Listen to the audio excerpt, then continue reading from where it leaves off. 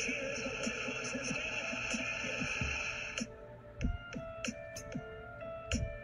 Sox fans have wanted to hear it. The Boston Red Sox are world champions. This is going to be a tough play. The Cubs, Squeeze. Makes the play. It's over. And the Cubs have won it all. 8-7-10. Woo! Welcome to the best damn sports podcast on the planet. This is Triple Shot Sports. I am your host, Brandon Combs. We are having a great Sunday. The Bears are 5-1. The Packers got dominated by the Tampa Bay Buccaneers.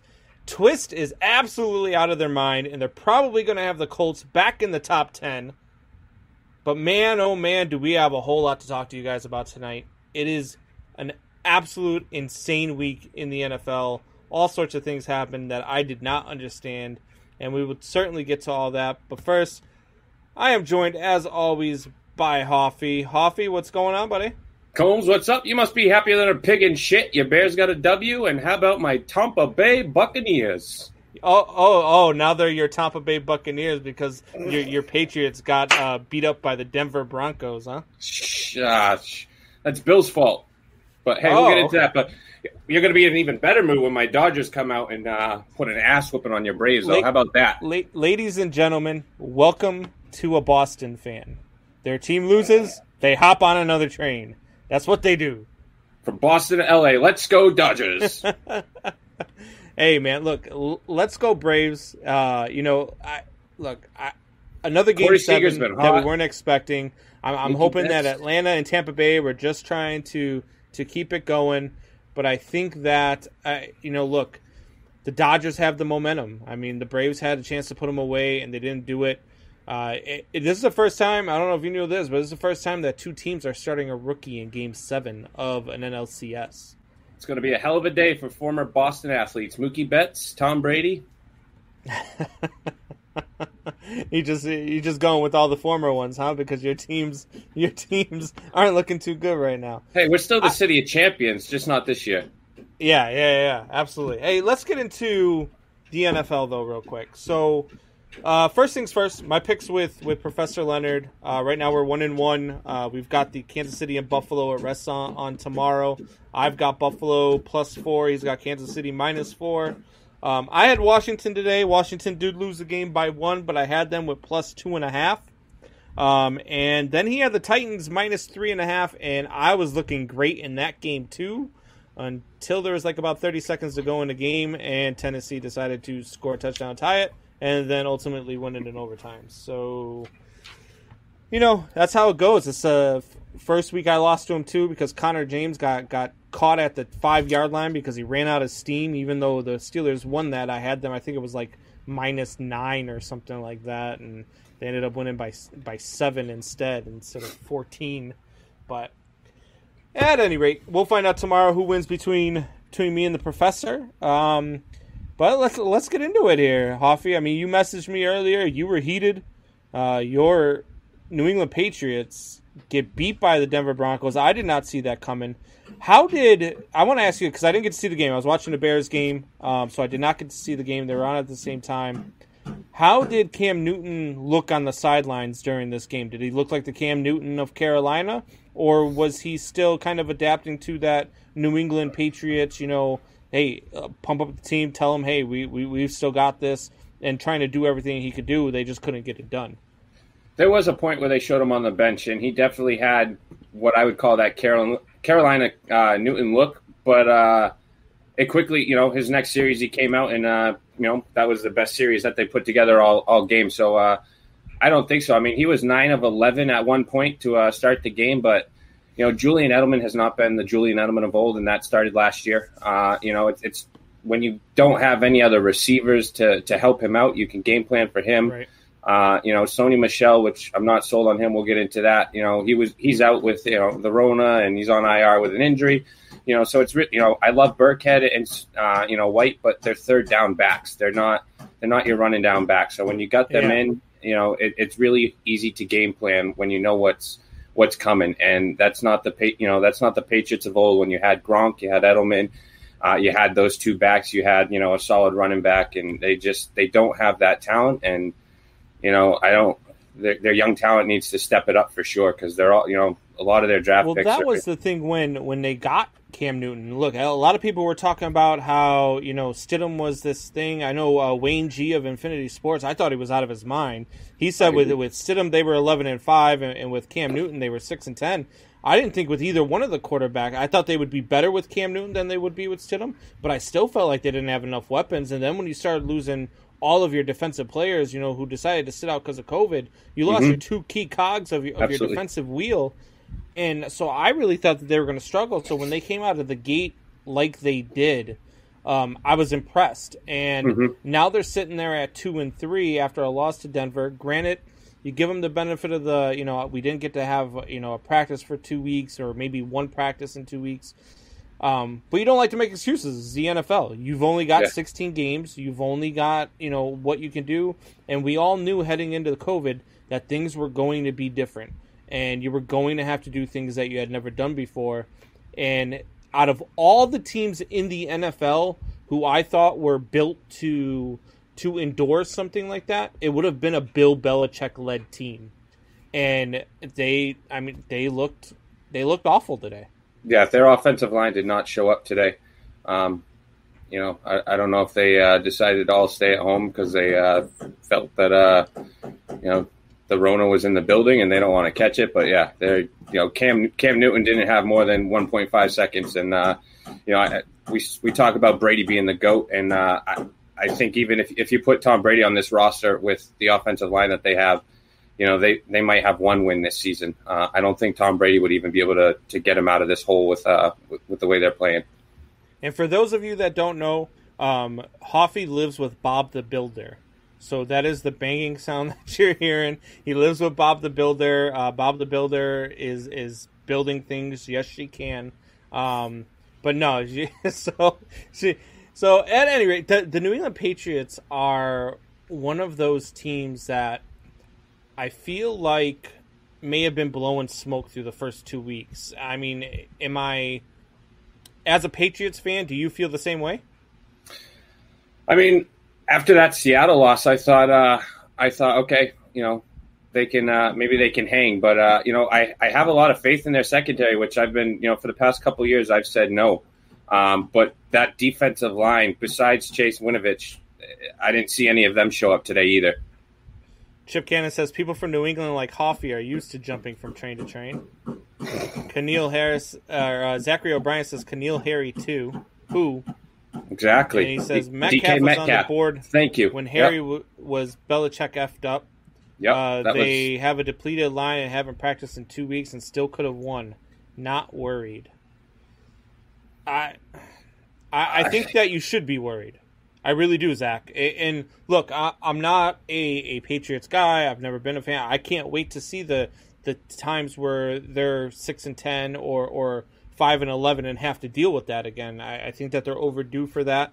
And I just think that right now, especially with Cam Newton showed you over the years that when the chips are down, he can't do the things that you need him to do as a leader and as a quarterback to bring you back from that. It shows that you are trying to, Cam Newton is the guy who needs weapons around him, and you don't have those weapons around him right now. He doesn't have weapons. He's got Edelman, but if you take Edelman out of the game, they don't have much that scares you. Yeah, and so if you're a New England Patriots fan right now, I'd be really scared.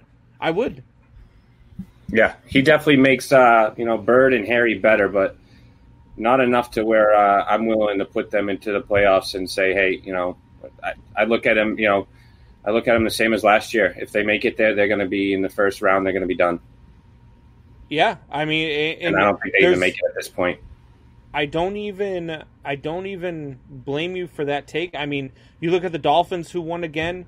The Dolphins right now are 3-3, so they're ahead of New England by a half a game right now. And New England's schedule, the next 3 weeks is 2 out of 3 winnable games, and you got the Bills, which is going to be a telltale game. You got the Niners next week. You got the Bills. You should beat the Jets. But then you get the Ravens, the Texans, the Cardinals, and the Chargers. So right now you're in win mode. You must win these games against the 49ers, the Jets, and the Texans. You expect to probably lose to the Bills. The Bills are a better team than the New England Patriots. And you expect to lose to the Ravens. But you've got to beat the 49ers. You better beat the Jets. If the Jets come into if you go to New York and the Jets are still winless and they beat you, yeah, blow it up. I'm retiring from the show. I don't blame you there. I mean, look, the Patriots have been that team, that dominant team, and I laugh and laugh and laugh because week to week it's different. So the people who were on the Tom Brady train of he's a system quarterback that are on that side, when the Patriots were going good and the Buccaneers were, having ups and downs with Brady, starting off with, again, no preseason and just starting off learning a new system with Tom Brady, and they were having ups and downs, they're all like, told you Tom was a system quarterback. Well, what do you got to say now? Because the Patriots just laid a duck to the Denver Broncos, while Tom Brady and the Tampa Bay Buccaneers went out and absolutely dominated who everybody was talking about, including myself, was the best team in the NFC in the Green Bay Packers. The turnovers helped him. He threw for less than 200 yards, I believe. Yeah, no. I'm giving that W to the Bucs defense. As much as I want to, pimp my boy Tom. Hey, which I've been saying, he's been looking old. But a win is a win, correct? I mean, you're going out there, and a win is a win, and especially in the NFL. And that's where I get, when people are like, oh, well, they're the worst 4-0 team, or they're the worst 5-1 team. I'd rather be the worst 4-0 or 5-1 team than to be the best 2-3 team. Tom's a better quarterback, but I want Cam Newton on this Patriots roster over Tom Brady right now, because Cam Newton will at least scramble and get you 40 yards. Tom Brady would have gotten absolutely beheaded today. I mean, Cam Newton almost got beheaded today. Exactly, that's what I'm saying. So, but it's not behead the goat. We'll sacrifice another sheep or lamb before we sacrifice the goat. Yeah, but then again, if it's Tom Brady, some of those may be penalties.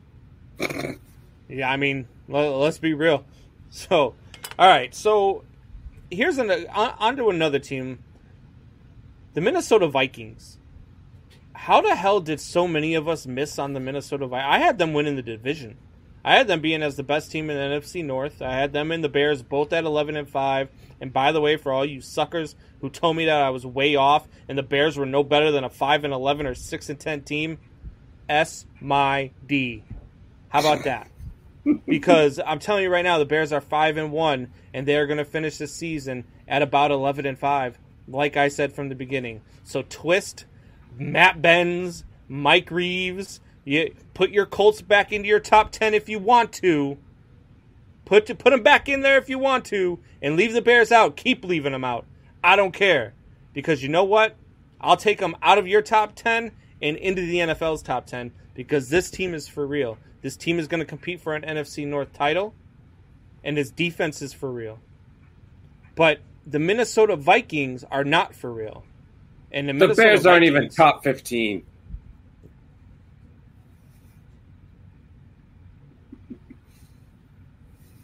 Anyways, so Twist isn't here. I got to stick up for him.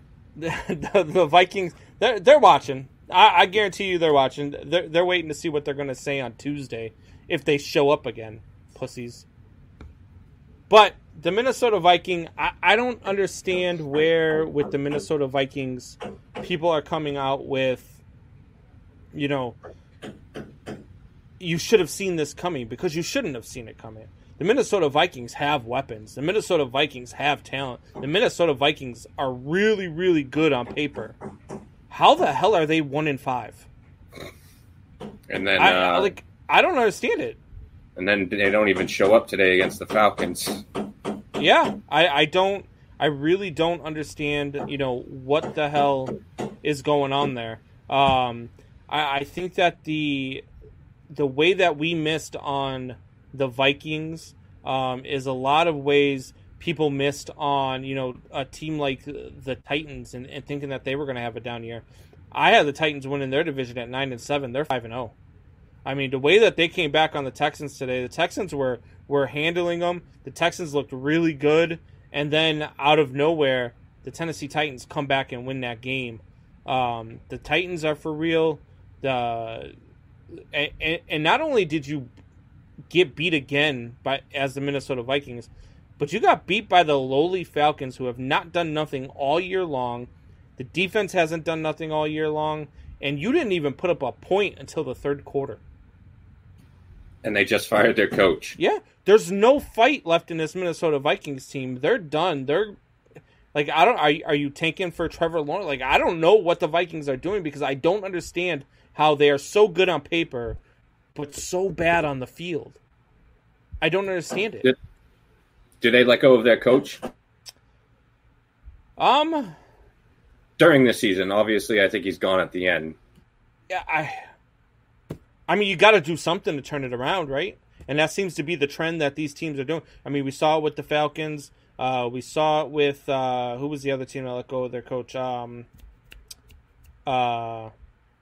Jesus, who the hell was the other? The Texans. We saw it with Bill O'Brien. Yeah, we saw it with the Falcons. I mean, Detroit.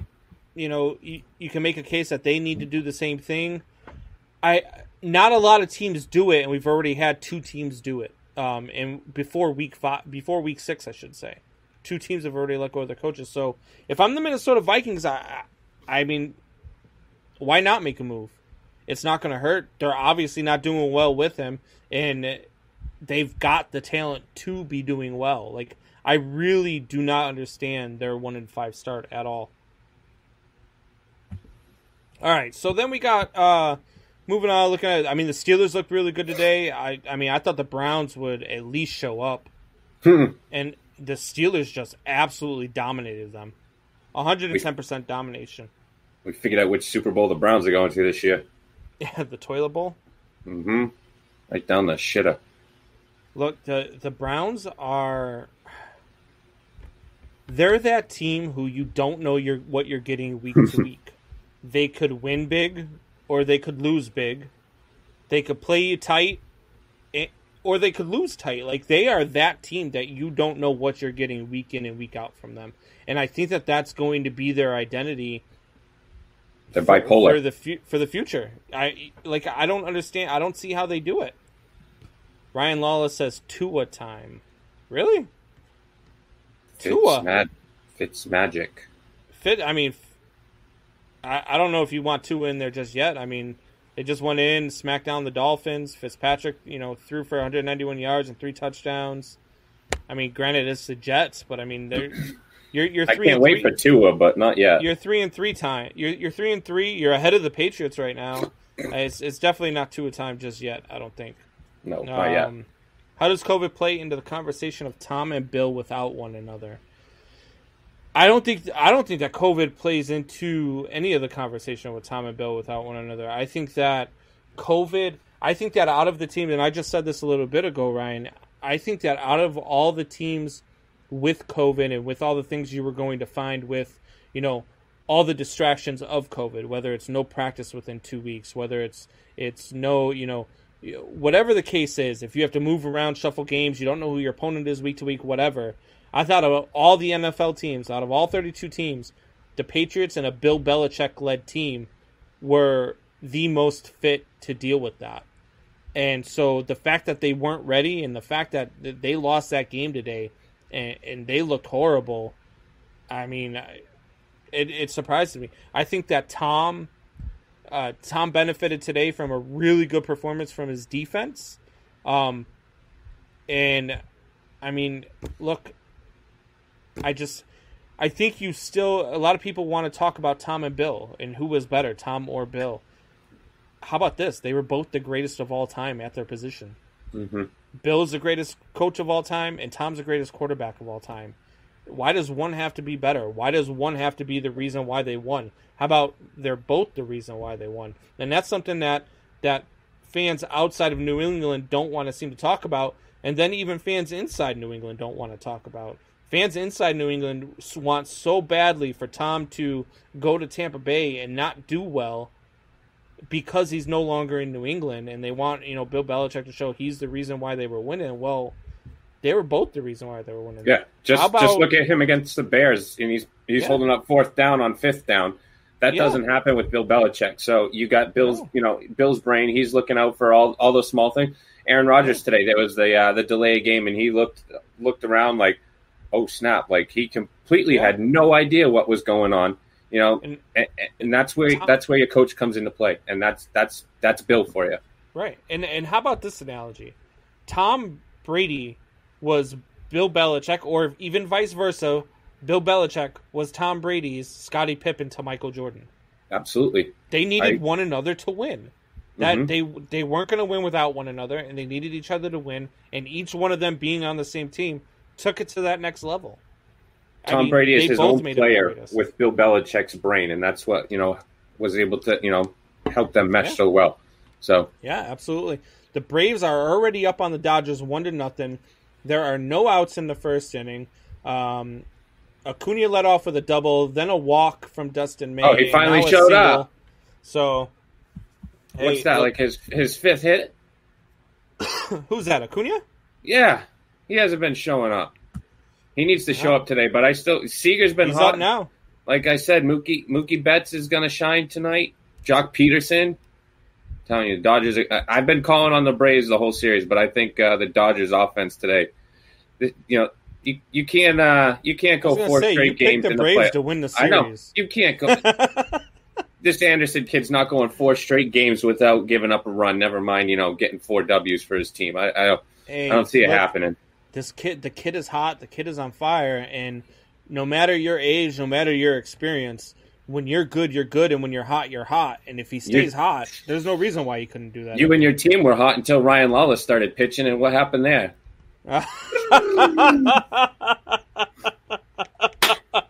So it all changes in half a second. We're both getting texted after the show. You know that, right? Oh, I got it the other day. That wasn't even me. It was you. I know. I got it too. He texted me too. I got to watch out though, because we're gonna have to find a new racing car to sponsor. Yeah, I was gonna say I'm gonna have to find a new hood for my team. Oh man, I can't believe you ain't first, you're last. Hey, he won me a state championship, so I'm not gonna complain. Yeah, hey, look, Ryan, we love you, and it's all in good love. And when it's me and Hoffy, I mean, why would you expect any different? I mean, and Amy, I got a pair of cleats coming your way too. Oh, you said cleats. Okay. Oh yeah, I got a pair of autographed cleats going her way that she can clean for me. Oh. Look, I'll tell you right now, I will talk shit about Ryan. I will go with you on all the talking shit about Ryan, but I am not dancing with the devil and talking shit about Amy Lawless. I'll take it. Nope. Oh, she ain't. I'll fuck around. She'll be knocking on the damn door. See these gloves right here? Yeah, they're on. Yeah, all right. I got $50 on Amy. I'll call up Anthony and Austin. Hey, handle the light work for me. Oh boy. All right, so look, you had all the the surprises with the Buccaneers. I did not see them dominating. The way the Lions beat the Jaguars was impressive. I thought that the Jaguars were better suited to go ahead and run with them. I did call the Lions in that game. The Lions were a better team, but I thought the Jaguars could at least hang with them. Then you had the Steelers, and what another one that surprised me was how well the Eagles came back on Baltimore, and I'm not sure if that's when Baltimore, took the foot off the throat and just allowed, some Eagles touchdowns, but I mean, Eagles are 1-4-1, and that the NFC East is in shambles, and if the Cowboys lose tomorrow night, man, I don't know what to tell you, but I'm telling you right now, if the Cowboys lose tomorrow, we are looking at a 6-10 team in the NFL playoffs. Was 21-10 team. 21 of 40 and 2 touchdowns and 213 yards enough for you to say Wentz needs to keep his job? or you still want Hurts? Who? Wentz? Yeah. Look, In Philly. yeah, I mean, if he figures it out and he can be the Carson Wentz that he is supposed to be, then I'm all right with that. You know what I mean? Like, Carson Wentz to me isn't one of those guys, and I don't think, Jalen Hurts is the answer. I don't think Jalen Hurts is the savior. And if Carson Wentz can figure it out, then Carson Wentz can figure it out, and this team could be the team that wins it at 6-10. Or actually, they'd be 6-9-1. Don't count Red Rifle out. He's going to take this division. They lose tomorrow to the Cardinals. Oh, come on! Have some faith in your brothers.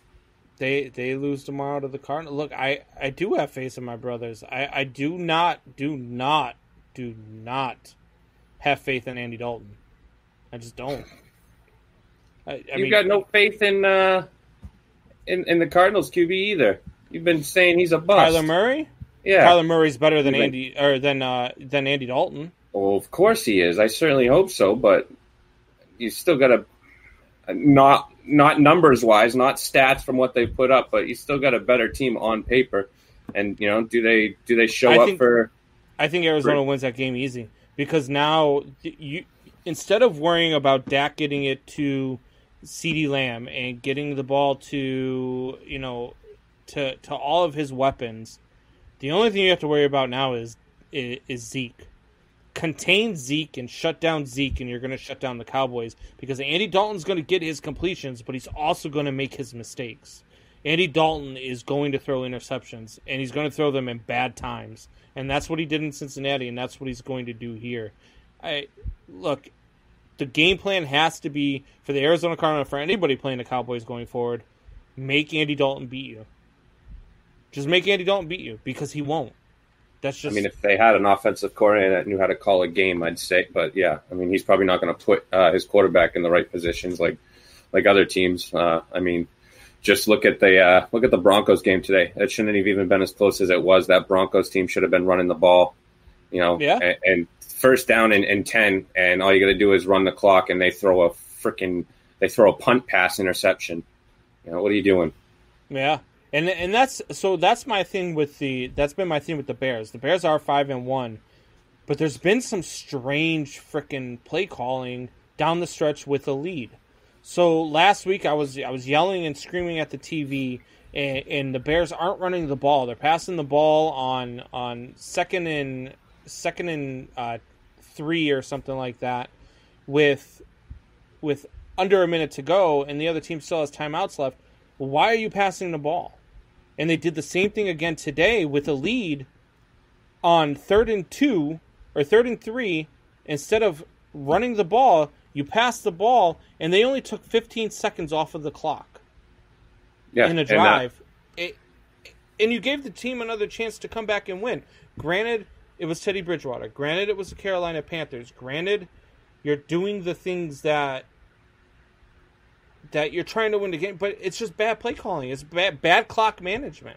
Mm-hmm. I don't understand it. I don't get what teams. The Broncos running back had 100+ yards, and why not just continue to feed him? I mean, he's getting you first down after first down. Yeah, for that game to even give Cam Newton a chance. But what's going on, TJ? Cheers to you as well, sir. Mr. Texas A&M here, and they had a game this weekend. And they did not do well. How about that Notre Dame game? Did you take a nap? What's that? Did you take a nap during that Notre Dame game? I did not. But Notre Dame always seems to have those games against teams that they should absolutely blow out. Now, I was wrong. Texas A&M won this week. It was last week that they lost to Alabama. But yeah, lose to Alabama. The Notre Dame game against Louisville, that's just one of those teams that they should have just. I mean, it shouldn't have been close. I mean, it should have been a Clemson Georgia Tech type score.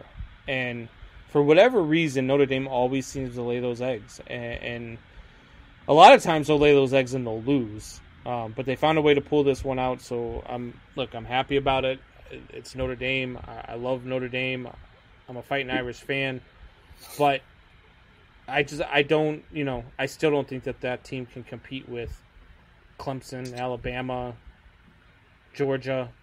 Those teams are just on a different level than what Notre Dame is. So, and your boy Cole out of Notre Dame had himself a touchdown today too. Yeah, Cole Kmet with his first touchdown of the season. I'd have taken him over Duger too. Career. Yeah. Another one of Bill's fuck ups. Yeah. Oh man, you are all over Bill Belichick right now. Or Smith, and the year before that, going to the fucking Vikings. Been looking for a tight end. Let's just find one in the 6th round every year, because that's going to happen. Yeah. Well, I'm surprised that they didn't end up with Everson Griffin.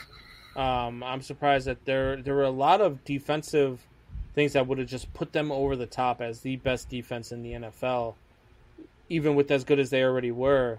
And they just didn't make those moves. Everson Griffin was a beast. Mm-hmm. Yeah, no. That's all that matters. But no, I feel like there's always moves. That's Bill Belichick's MO.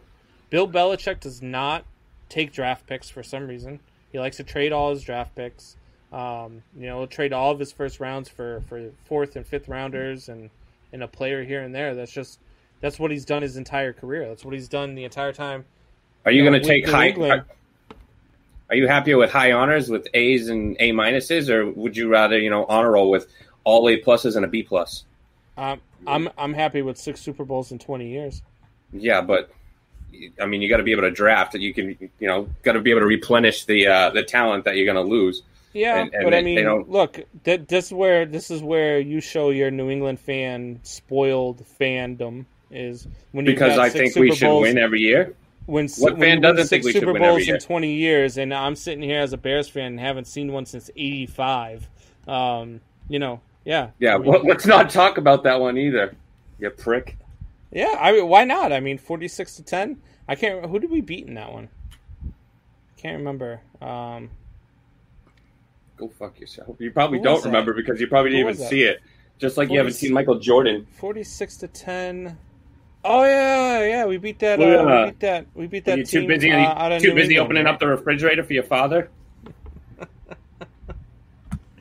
Oh man, look, I was too busy. Probably yourself. That as a Bears fan, that Super Bowl pissed a lot of us off because of the way that they handled the Walter Payton not getting in the end zone and handing the ball off to Refrigerator Perry at the 1-yard line. My father still talks about that. What a he's slap in the Pats face fan. Was, oh yeah. Man. That's the one thing, the one black mark on Coach Ditka, and I don't know if they maybe him and Peyton just behind scenes didn't get along. Maybe they had a fight that day. Maybe he had money on it that Walter Payton didn't get in the end zone that day. I don't know. Yeah, I mean he must have, or his sister or something, right? Like that in the whole Lakes region. He walked in the room and Peyton had his daughter bent over. Like, I don't know what the hell the case was, but whatever the case was, giving the ball to Refrigerator Perry on the 1-yard line and not letting Walter Payton get in the end zone in the Super Bowl, it's just the one thing I've never forgiven Ditka for. I love Ditka. I love Coach Ditka, and I'll always love Coach Ditka, but that's the one thing I'll never, ever forgive that man for. All right, so we're going to take a quick break, and when we get back, we are going to talk some Major League Baseball. Again, the Dodgers and Braves are fighting it out right now. Mookie Betts led off with a single. Told you, he's coming out to play. Seager just moved him over to second, so there's a runner on second with 1 out, and they're looking at the play right now to see if they want to review it. So we will be right back, and Anthony chimes in and says Raiders are going to whoop that Bucks ass. Get the hell out of here, Anthony. What are you smoking today? I mean, did you see what the Bucks did to Green Bay today? I mean, I don't know. And how did the Raiders do against the Patriots? Was how the Bucks looked against the Bears versus how they looked against the Packers were two totally different teams. That's what happens when you give Tom Brady all day. And that's why he wasn't. That's why he couldn't. Our year wasn't successful last year, and it's not going to be good this year. No offensive line. So is the Bears' defense better than Green Bay's defense then? Their front, absolutely. I mean, but then again, you put Khalil Mack with a bunch of junior high school kids, and they probably still have a chance. I mean, yeah, but not just Khalil Mack. A lot of people forget they have Robert Quinn there too. You got Akeem Hicks. I'm just saying, all you need is Mack. You got Robert Quinn on one end, and you got Mack on the other end, and then you're lining up. What they started doing was they lined up, and they started it last week against the Bucs. They lined up Mack next to Akeem Hicks. Man, that's a tough assignment for one side. And your linebacking corps is. Oh yeah, I'd kill for that. But that's what the Bears have always been. Bears have always been that. The Bears have always been a team that scores enough to win because their defense stops the opponents from getting in the end zone. The Bears have been built that way the entire time. The Bears have been a team in the NFL. That's what the Bears have done. They've never had a quarterback ever. The best quarterback the Bears ever had. The best quarterback the Bears ever had was Jay Cutler.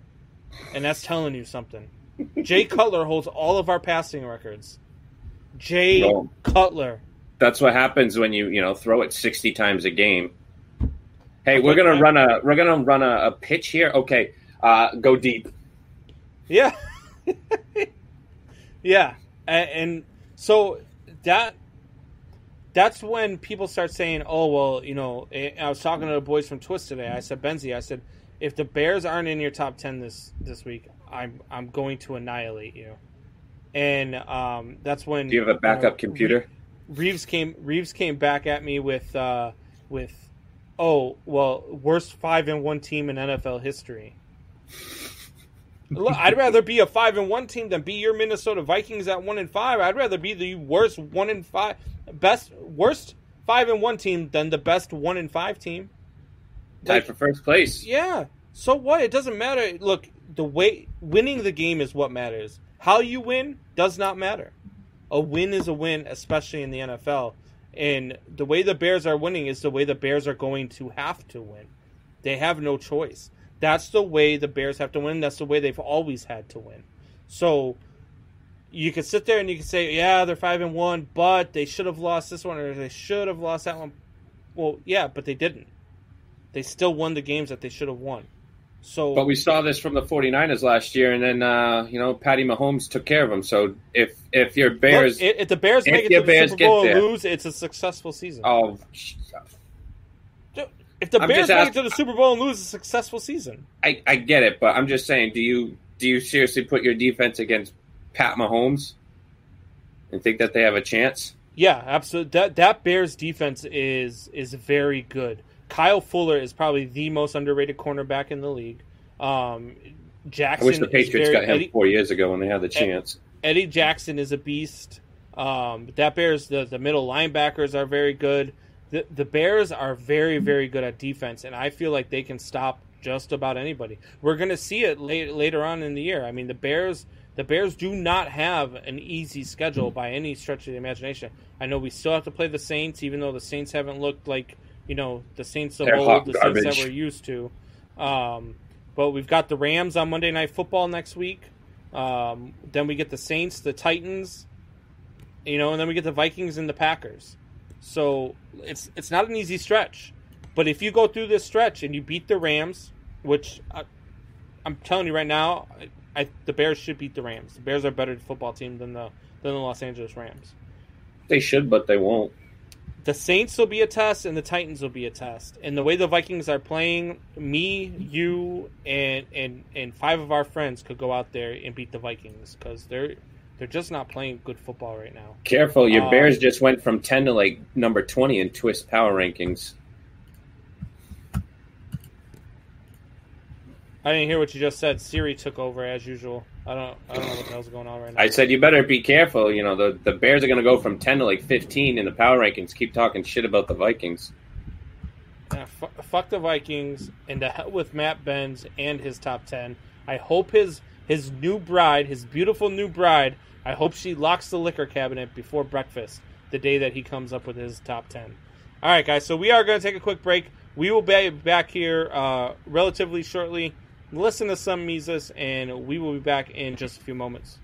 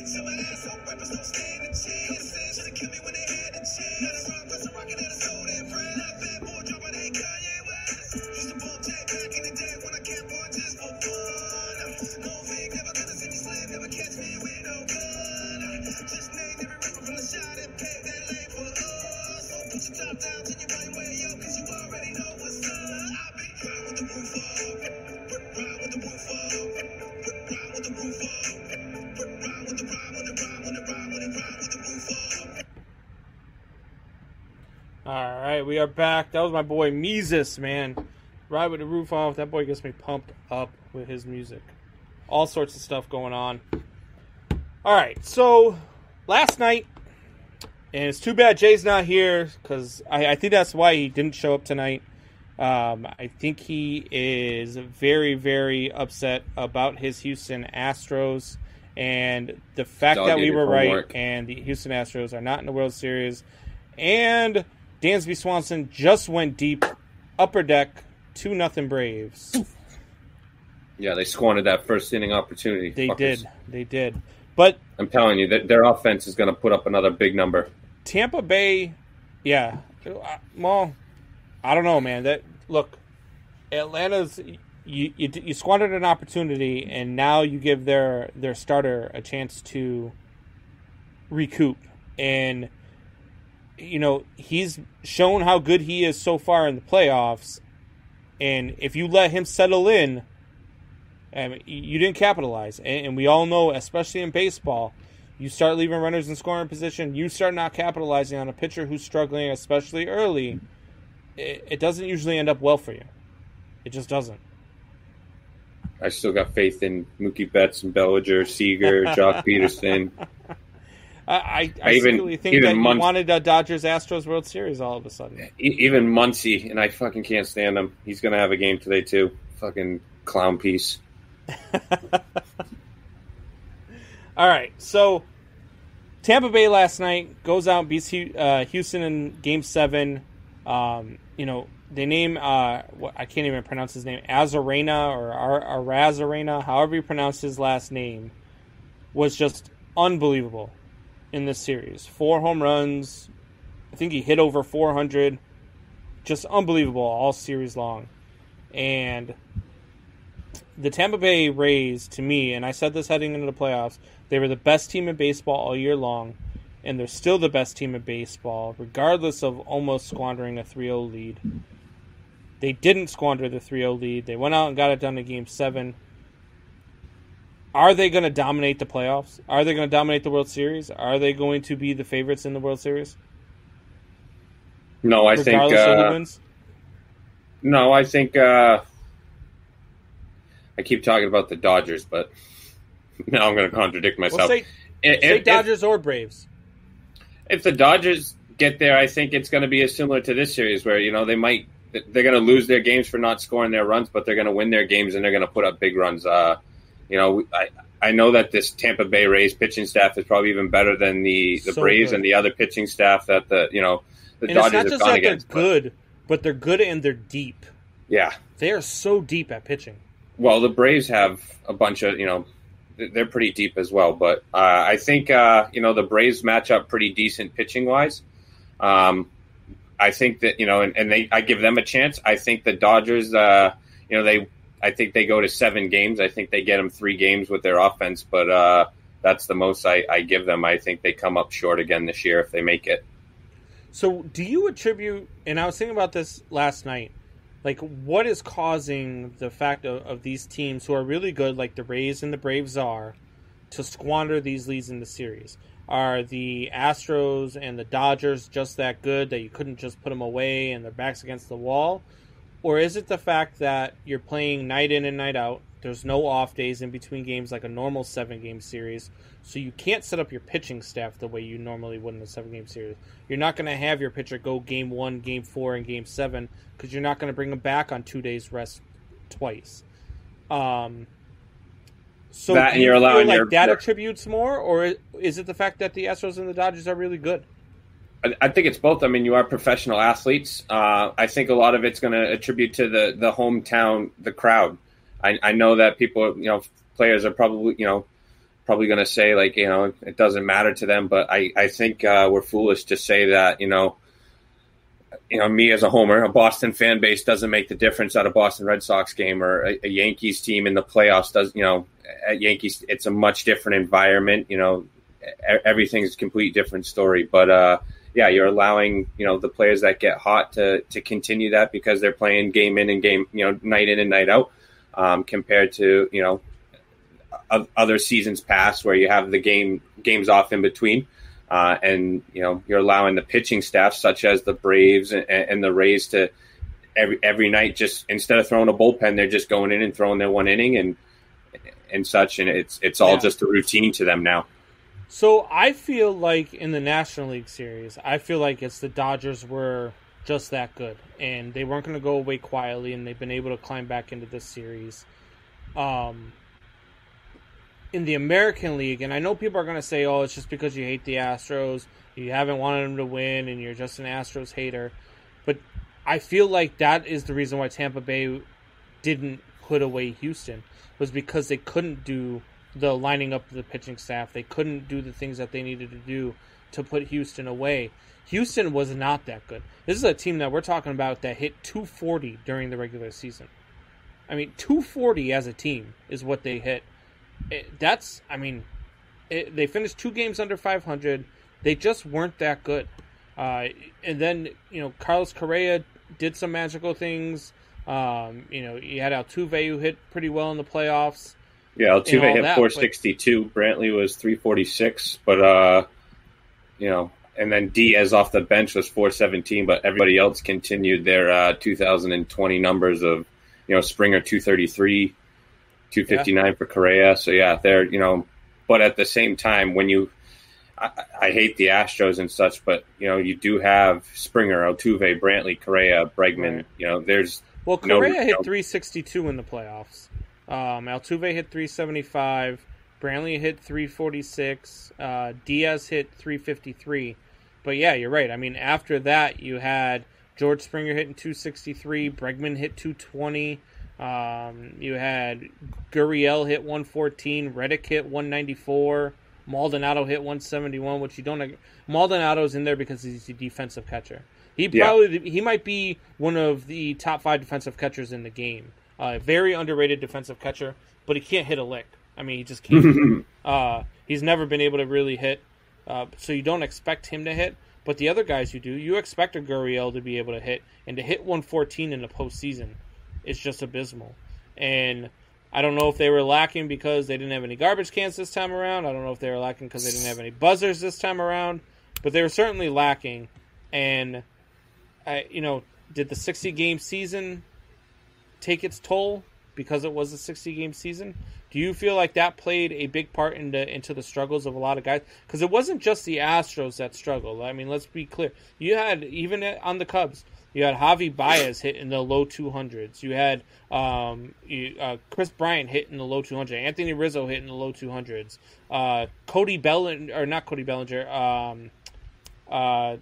Christian Yelich hit in the low 200s this year. You have some really big names doing really good offensive things in years prior, hit really, really low in the 60-game season. Do you think that had a huge effect? Yeah, I look at this season and I don't know how you don't put an asterisk mark next to the whole season, just because everything about this whole season was not normal. It was a complete new routine. you know, it was all just kind of thrown together. It was night in, night out. You know, you're playing ball, and it's a 60-game seat. You know, whatever amount of games it was. You know, that's 100 games shy of what's normal. So yeah, I think you have to look at this season and just kind of throw it all out the window and just, you know, were people training in the off, you know, was Christian Yelich able to do his normal routine in the off season, or was he just kind of stuck at home and whatnot? So yeah, I don't think this season counts for stats overall, kind of per se. I had a conversation with Soup Boss probably about 2 months ago now, and the season was about halfway through, and Baez was struggling, and the media had asked him, hey, you know, what do you attribute your struggles to this season? And he said the fact that we can't use in-game technology anymore. So because of the Astro scandal, they stopped allowing teams to use tablets to watch their previous at-bats, and they did a whole lot of things where you couldn't use video replay anymore to help yourself. Mike and Mike, what's going on, guys? Good to see you guys in the booth. Look, I watch Mike and Mike all the time. Mike LeBlanc was back on the show, looking better than ever the other day, and he was taking Michael Buckheister to school, and he is much smarter than Michael Buckheister, just so everybody knows. But at any rate, so we were talking, and Javi Baez says that, you know, when you... And I felt like it was kind of a cop-out for Javi Baez. But at the same time, when you've got these guys who have come up through the ranks, and I know back in the day, Pete Rose didn't get to use iPads, and these guys didn't get... But these guys coming up do. And it's been a part of their game since they were kids now. Because, you know, that's just the way technology is now. Technology is more advanced than it was way back in the day. So when you become a creature of habit, and that's what baseball is, and you know that just as well as I do, that baseball more than any other sport is a creature of habit sport. That's why you have guys who have to do the same thing as they go on the field, come off the field. There's so much superstition in the sport. And when you've got guys who are used to being able to look at in-game footage as to how a pitcher approached their at-bat, and now you take that away from them, you take away an aspect of the way that they study the game, and they're not able to make the same in-game adjustments. So do you agree with what Javi Baez said, or do you say, you know what, suck it up and figure it out? Both. You know, I, like you said, I'm a creature of habit as well. You know, every game I stretch, I run down the foul line to the fence, come back.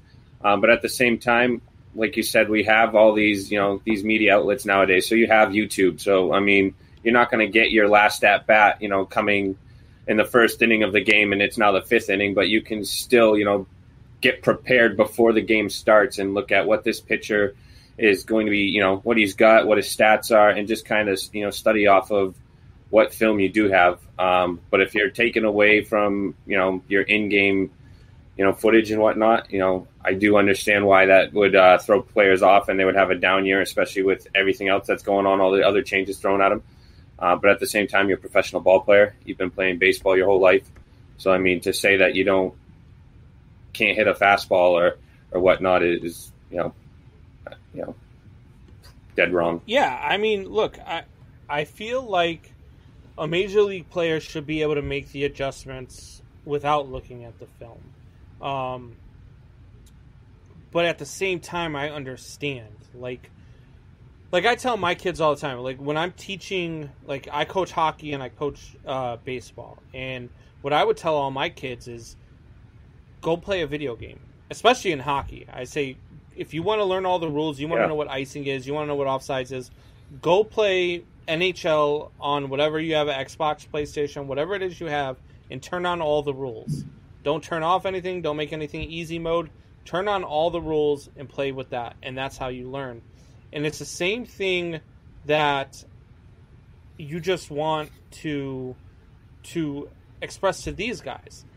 You know that you're using the technology. You know that you're doing all this stuff. But by this time, as a major league athlete, you don't need the same things that you needed as a little leaguer. You don't need the same things that you needed as a minor leaguer. If by now you can't make the adjustments on your own, you should be able to make the adjustments mid at bat. Like I can tell you right now, when I was growing up as a kid, I couldn't tell you whether or not the kid coming at me was going to throw a fastball or if he was going to come off speed or whatever the case was. But now, 9 times out of 10, I can tell you what the pitcher's throwing next. Because I watched the game, I studied the game. There's no reason why me sitting at home, Joe Schmo sitting at home watching the game can say, yeah, he's coming with a changeup here. Yeah, he's coming with a slider here. But you, the Major League ball player, in the middle of your at-bat, don't understand that? Then it's not about in-game video, and it's not about in-game. It's about the fact that you don't understand what the pitcher is coming at you with. I think we see that a lot with the NBA 2K. I mean, we saw that with the shutdown this year. They had that huge, tournament where they had all the players, playing and such, and they all do that NBA 2K. They make their own player, they play it and such. So I feel like the NBA players are doing that constantly and playing that video. They talk about it a lot. LeBron James is a huge. He talks about how he, that's how he kind of builds his teams, how he puts the players on the video game around him and whatnot. So yeah, and I do the same thing. And I go look at the Devil Rays pitchers and see who they got and the stats and what pitches they have, just to so when we're coming on the air and talking about stuff, that's all as well as ESPN and everything. But I mean, they're given the same tools we are, and we're here on the show talking numbers and whatnot. So how can they not have that same? And that's the thing. To me, you're the one getting paid millions and millions of dollars to make in-game adjustments. I'm just Mr., doing a podcast for free. After working 40 hours a week. Being able to tell you what is coming next. And if you don't know what's coming next, that's a problem. Strikeout Beer, what's up, Combs? Sorry I'm late. What's going on, boys? Strikeout Beer, check those guys out. Great show, great stuff. I'm going to be on there middle of November. Talking some beer with them, talking some sports with them. So check out that show. That's a great question. Oh, so Combs, why are you a Cubs fan instead of a White Sox fan? Just asking. All right, so funny story. So I grew up on the south side of Chicago. I grew up probably about, I'd say, 2.5 miles from Comiskey Park, where the White Sox played. But my grandfather was a huge part of my life. My grandfather was my hero. He was everything that I looked up to. He was everything to me. And he was a Cubs fan, lifelong Cubs fan. He loved the Cubs. He loved Ryan Sandberg. As I was growing up in the 80s, and he was he was my grandfather. He was everything to me. My papa, I loved the man to death. He passed away my freshman year of high school. But he brought me up as a Cubs fan. He loved the Cubs. He loved Ryan Sandberg. And so I got into it too with him, just watching the games, watching all the games with him, enjoying everything about, having that relationship with him and being able to relate to something. Is every reason why I'm as big of a sports fan as I am now, to the level that I am now. I owe all of that to him. I attribute to all of that to him. I have his initials tattooed on my arm. He's somebody that I carry with me every day. And so that is why I am a Cubs fan and not a Sox fan. I do not hate the White Sox. I tell people this all the time. I like messing with White Sox fans. I got a lot of friends who are White Sox fans. My girlfriend is a White Sox fan. Her dad is a White Sox fan. I love messing with these guys. I love, giving them crap back and forth, especially when the Cubs are playing the Sox. But I don't hate the White Sox. I don't wish bad on them. I think I picked the White Sox to win their division. I picked the White Sox to shock the world and go to the World Series ahead of the playoffs. I'm not afraid to pick the White Sox when they're good. I can tell you that they're good. I hate the Cardinals, and I hate the Brewers, but I do not hate the White Sox. I'm just a lifelong Cubs fan, and my grandfather is the reason why I am. Sounds like a great man. May he rest in peace. But I'm sorry that he brought you up as a loser. Yeah. All right. Then. Did he at least get to see him win? Mike and Mike says, "Peeps, come to YouTube. 5 subscriptions away from getting free stuff." Yes, look, guys. We are 5 subscriptions away from having 100 on YouTube, and I've made promises to give stuff away. We've still got 3 items left in the hat. If we are at 100 before we get to the end of this show, I will pull out those 3 things, and I've even got another piece that I'm willing to give away, and I'll bump it up to 4 if we do it tonight by the end of the show. So people smash the button. If you get to subscribe, and if you got some friends, and if you have not subscribed yet, subscribe, because the 100 people that subscribe are going to be entered into a drawing for the prizes that are drawn. I don't care who it is. Hoffy, he's subscribed. Hoffy's in it, even though he's part of the show. Everybody's in it except for me. I'm one of the subscribers as well. I'm not in it. But everybody who subscribes is in it. And it's going to be a random drawing. We're going to air it live. So everybody subscribe. Strikeout Beer, you want me to subscribe? I have like 5 pages. Yeah, if we you do. want to do it, hey, look, they'll it. all get in. Every single one of your pages. Look, we've still got. Let me see what we still got in the hat. I can't even remember what we still have. Oh, don't stand up. We don't want to see that. Get out of here. You've been hitting the gym. You already look like you're getting some buff to you. Hey, the arms have always been the arms, buddy. The arms have always been the arms. Curls for the girls. All right, so here's the 3 items that are still in there. We still have the Calvin Ridley jersey. How did that? No, the Ridley was out. Oh, I think my girlfriend messed everything up. Oh, way to go, Michelle. She went and cleaned up, and now there's more stuff in the hat. Stay out of the man cave. That shouldn't be in the hat. The Lindsey helmet was definitely still in there. The Lou Brock jersey was definitely still in there. The Mauer ball was not. I'm desubscribing. The Vic jersey was the other thing. Oh, I'm back in. So right now we have the Atlanta Falcons Vic jersey. We have the Lou Brock Cardinals jersey. And we have the Philip Lindsay Broncos helmet. And I just got a piece in today. I am not sure who signed it. But yours truly. I will check it out and figure it out because it does have the COA, so I can figure out exactly who the signature is. But I just got this beauty in today. This is a Speed Rep. It is a replica helmet, so you can't wear it, Coffee. But it is an Arizona Cardinals. I believe, if I am correct, this is their rookie middle linebacker that they signed. But I have to double check. And I can do that after the show so I can verify who it is. But if we are at 100, you just hit 100, bro. Strikeout Beer got it done. Isaiah Simmons. Yeah. Yeah, that's what it looks like. So I will check.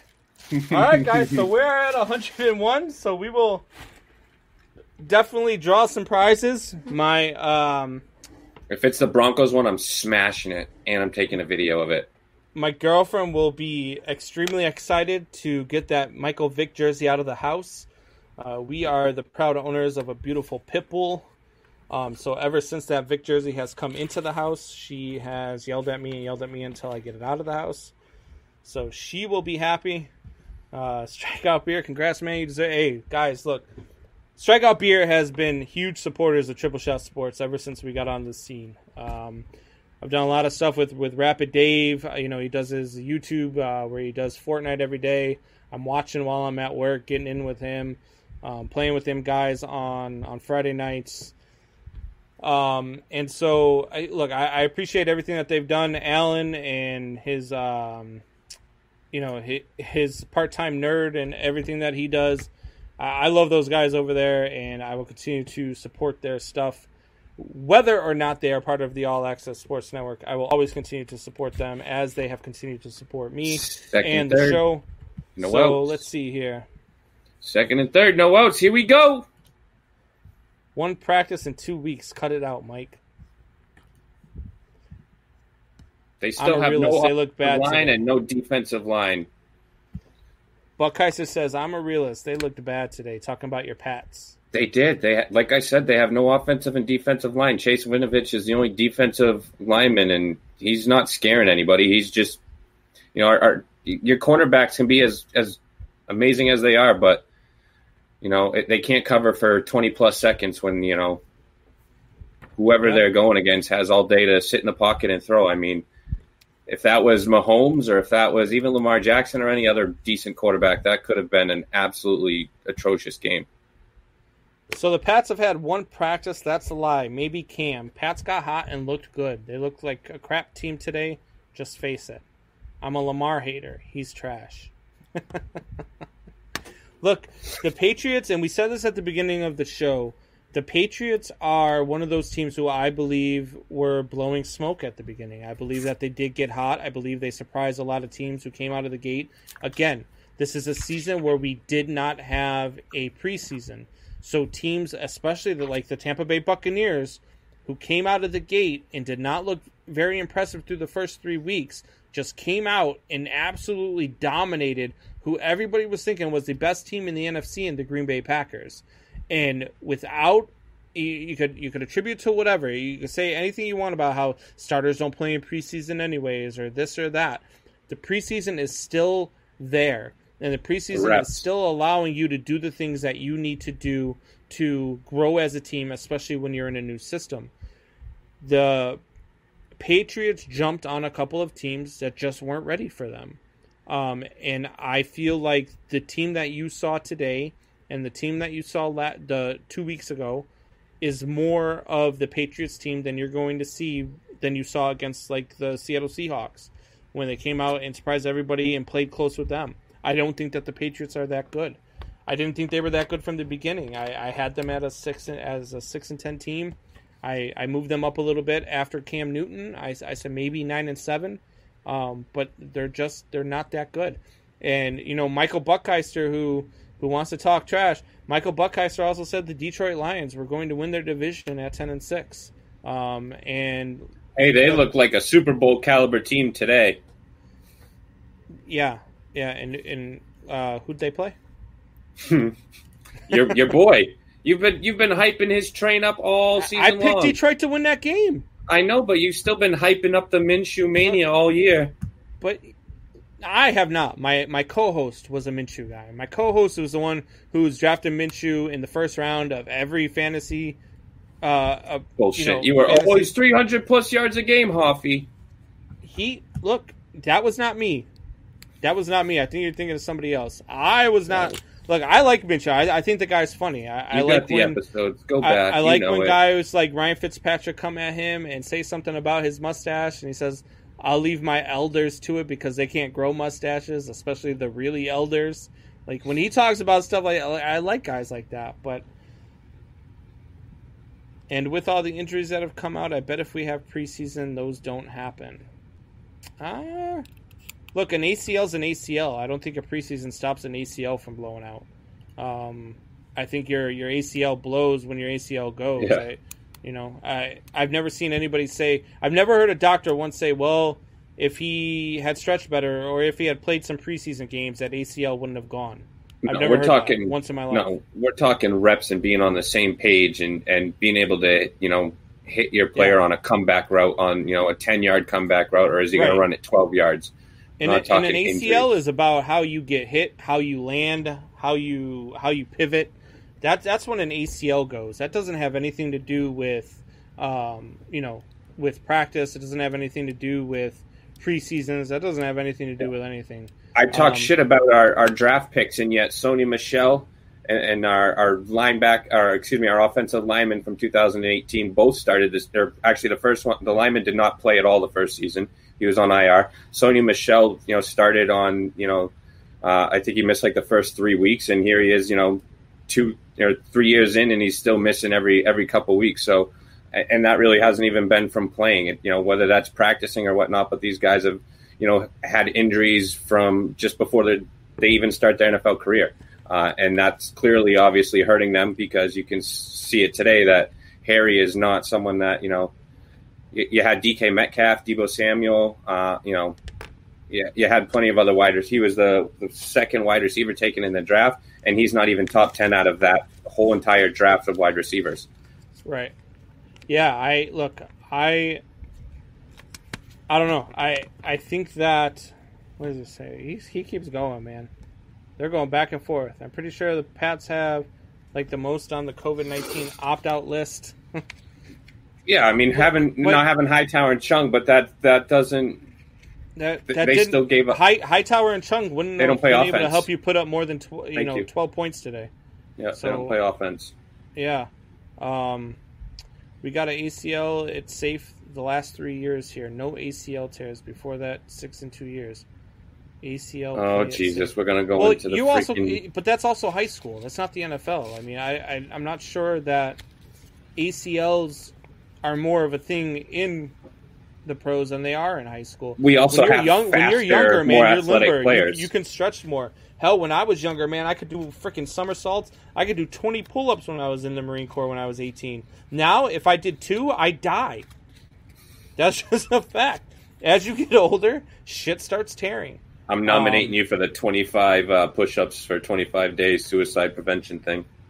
I could do 25 push-ups. I could still pull that off. We're going to see it. All right. I'm down. Let's do it. I'm all about suicide prevention and suicide awareness.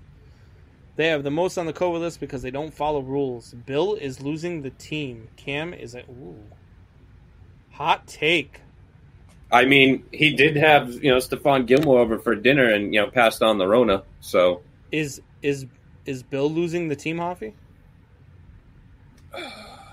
I don't know. I think you're always going to have in Bill we trust. But like I said, I wonder about these older players as McCourty, Hightower, these players that, were, top draft picks and have been there, done that, and continue. I wonder if they're going to, say, hey, shit, maybe I'm not going to finish out my career here, and such, because it doesn't seem like this young talent is going to be able to help them out. And I don't see their their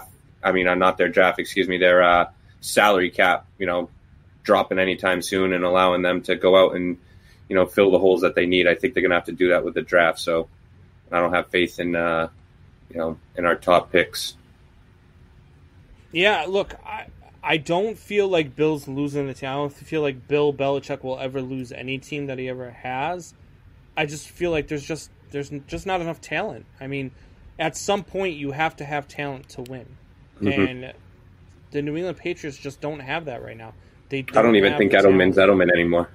No, and Edelman's not Edelman. Cam Newton's not, the greatest quarterback to ever play the game. He's not, but he was 9 of 11 at one point, when he had that interception. I mean, I don't think he's hurting the team by any means, and I don't think Tom Brady elevates his team, much more than where they're at now with the offensive line play. So, well, that's what I'm saying. I mean, he's not a horrible quarterback. I mean, he's a former MVP. He's a great quarterback, but he's not. I guess that would be more of the question: is did Tom Brady lose faith in Belichick more than is this team or is any other players? See, this is the one we just got into. Look, Mike, you're wrong. Tom Brady didn't make Bill, and Bill didn't make Tom Brady. This is the argument that everybody outside of New England wants to get into. Tom Brady and Bill Belichick were Jordan and Pippen. They needed each other to win. That's just what it was. Peyton Manning would have put up the same numbers. LeBron and D. Wade, that's what these guys were. These guys were the guys that they needed one another to get one another over the hump. Tom Brady didn't make Bill Belichick, and Bill Belichick didn't make Tom Brady. Tom Brady was the greatest quarterback of all time, still is the greatest quarterback of all time. Bill Belichick might be the greatest coach of all time. Obviously, there's a guy who has his name on the Super Bowl trophy that might have a claim to that, but Bill Belichick is definitely the greatest coach we've seen in our lifetime. We've never seen a coach like Bill Belichick. Never, ever. And if you say you have, you're lying and you're wrong. I mean, you obviously just don't know the game or you just don't like the Patriots. Either way, you have to be a realist. Bill Belichick is the greatest coach we've seen in our time in the NFL. Period. And I'm not dogging him on that. I'm just dogging on his draft capabilities, and I think it's more so Nick Casario than it is Bill Belichick when it comes to the draft, because obviously Belichick is game planning and so yeah, I would credit that more so to the scouting staff. And the past several years, Nick Casario's wanted to go to the Texans, and Belichick's put the axe on that, and I think this year his contract's up, so I don't think there's much of a choice. But I think this year we find a new personnel assistant for Bill and see what we can do in the draft. Mike says lies, lies, lies. Let me get my boots. You get your boots all you want, but I'm telling you right now, if you don't say that Bill Belichick is the greatest coach of your lifetime or even your father's lifetime, then you're wrong. You're just wrong. There's no way to put it. It's not a debate. It's not a matter of opinion. Bill Belichick is the greatest coach of our lifetime. Tony Dungy in New England wouldn't have done what Bill's done. No, none of the guys would have. Bill Cowher didn't do what Bill Belichick has done. Bill Cowher's another one who is he's out of the league because of Bill Belichick. But yeah, Bill Belichick is the greatest coach of our lifetime, and Tom Brady is the greatest quarterback of all time. I don't care what anybody says. He did more with less. He did more than Montana with less. It's just plain and simple. Mike I don't says blame Manning's him for moving greater on than this year. Brady. You're out of your mind. Manning's greater. Peyton Manning couldn't beat Brady. He beat him twice, and that was it. So, kudos to him on those 2 wins, but, come on. There's Jesus Christ. Andy Reid is greater than Bill Belichick. Look, Mike. Why did it take him so long? Look, I'm going to plead with you right now, sir. If you could just put down the pipe and stop smoking whatever it is that you're smoking. Because, Andy Reid is by far the worst clock managing coach of all time. He cost the Philadelphia Eagles more playoff wins with his clock management than any team I can ever remember. He cost them a Super Bowl because of his clock management. They absolutely should have beat the Patriots that year. But Belichick would have won them a Super Bowl with Alex Smith, never mind Mahomes. Yeah. 100%. Yeah, now we know you're off your rocker. Now we know you're on the pipe tonight. Yeah, only because he's got the Buck and Hoffy mixed up. Yeah. You can leave the combs in the back. Oh, all right. You're supposed to have my back, Hoffy. Oh, sorry. Bears are the best team in the league. Ethan. Oh, settle down. Ethan, I'm a Bears fan, and I love your enthusiasm. Combs a half chub. I love your enthusiasm. As you can see, I got the Bears shirt on. I got the salute to service on. I got the Peyton hanging up in the background here with the Lance Briggs helmet next to it. Look, I love the Bears, but they're not the best team in the league. Best running back to never score a touchdown in the Super Bowl. Fuck you, Robbie. I went there. The Bears, let's see, Ethan says only had one bad week. You're right. The Bears have only had one bad week. I would argue that they've had a few more bad weeks than that, but they found a way to win, and that's what good teams do. Good teams find a way to win. The Bears are a very good team. I picked them at 11-5 before the season. Everybody told me I was nuts. Everybody told me I was a homer. That wasn't the case. The Bears are an 11-5 team. The Bears are going to compete for this division title. But best teams in the league, you're still at the Kansas City Chiefs. You're still at, even though they got smoked today, and I understand everybody's riding the Aaron Rodgers got beat by Tom Brady today, the Green Bay Packers are still better than the Bears right now. As much as I want to throw up in my mouth every time I say it, it's the truth. The Baltimore Ravens, maybe.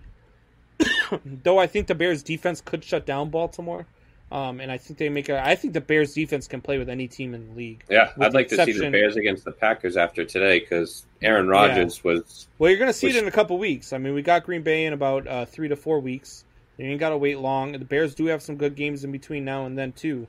When he played them the last game, is that the last game of the season, too? Is that like a Week 17? Yeah, that's a Week 17 game, too. So, look, the Bears are better than everybody gave them credit for. Michael Buckheister said they were a 5-11 team. The guys, when I went on to do my predictions for the for the NFC North, and I had the Bears at 11-5, and had them, competing for the division title. They told me I was absolutely insane. They all had the Detroit Lions coming up and winning that division. So the Bears are better than people give them credit for. People forget that this was a 12-4 team just 2 short years ago. Okay, with Mitch Trubisky. Still that same defense. Mitch Trubisky absolutely murdered this team last year. Last year, Mitch Trubisky on his own cost them 4 wins, and they were 8-8. So again, without Mitch Trubisky, with a decent quarterback last year, they don't even need a good quarterback. They needed a decent quarterback, which is what they've got in Nick Foles. I didn't like some of the mistakes Nick Foles made today, because Nick Foles made some stupid errors today. He had that one interception where he was scrambling, and instead of throwing the ball away, he just hucked it up into the air, and it got picked off. Just a stupid decision by Nick Foles. You don't see that a lot. And Nick Foles won't make that same mistake again. I have more faith in Nick Foles than I do in Trubisky. You just need a game manager. The Bears are going to beat the Rams on Monday night. The Bears have a chance to beat the Saints. The Bears, it's going to come down to the Bears and the Packers. If the Bears and the Packers can take 1 out of 2 from the Packers, then the Bears will win this division. And Mike, you can keep going off in your next. Ethan Bender, where do they finish? I think it depends if they can beat the Packers. They will. They will lose 3 of the next 5. What is he smoking? Because I want some of that. You are out that. of your mind. They're going to beat the Rams. They might even beat the Saints. The Saints have not been very good all year long. They might beat the Saints. The Titans is a good one. We just went through the schedule just a little bit ago, but let's go through it again real quick since it's going on in the chat. Jesus. They're gonna beat the Rams on Monday night. They have a chance to beat the Saints. That's gonna be a good game. But then they get the Titans in Tennessee. That's gonna be a tough one. That's gonna be one that they probably should lose and probably will lose. They're gonna beat the Vikings, and then they get the Packers. So over your next 1, 2, 3, 4, 5. I have them winning 1, 2, 3, maybe 4 of them. So they're going to lose 2 out of the next 5, 1 or 2. Michael Buckheiser, I don't know. He's so bad. I think you're talking about Michael Buckheiser, I hope, because yeah, he is. He's pretty bad. Smoking the Wheaties.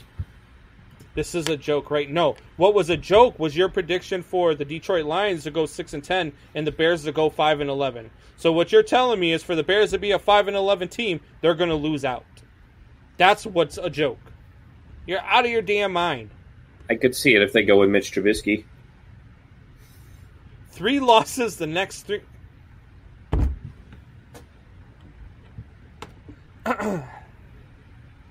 And he coaches high school football. Look, Mitch, I'll tell you right now. Look, I'm going to put it right in the chat right now. Hold on. You guys will see it here in just a second.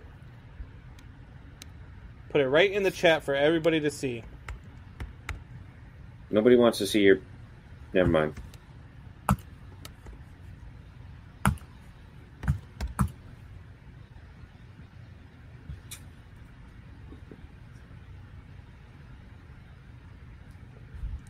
Trubisky is better than Buck. Oh, snap, son. 22s. Check it out, Combs. Trubisky is bad. Trubisky was bad, and he was so bad that he cost him so many wins. Dodger Nation. Yeah, I've got the game on in the background. Darno just got smashed by Muncie at the plate. Glove came off and everything. Muncie's fat ass.